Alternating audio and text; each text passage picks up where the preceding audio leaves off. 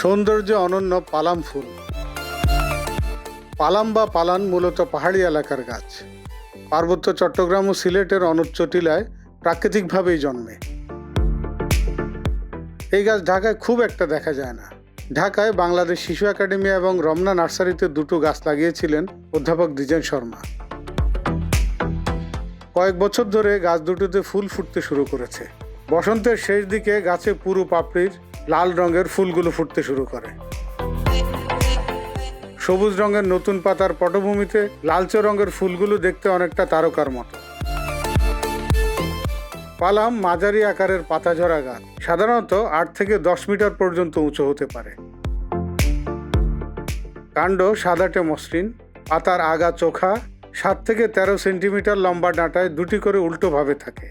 ডালের আগায় কয়েকটি করে ফুল থাকে। ফুল প্রায় 4 সেন্টিমিটার চওড়া, গাঢ় লাল রঙের এবং বৃতি খুব খাটো। ফুলের পাপড়ি সংখ্যা 5টি, পুরুষ্ট এবং আগা গোল। এই ফুলের আছে নানান রকম ফের। ফুল ছোট বা বড়ও হতে পারে। পালামের বীজ তুলাযুক্ত, বাতাসে উড়ে বেড়ায়।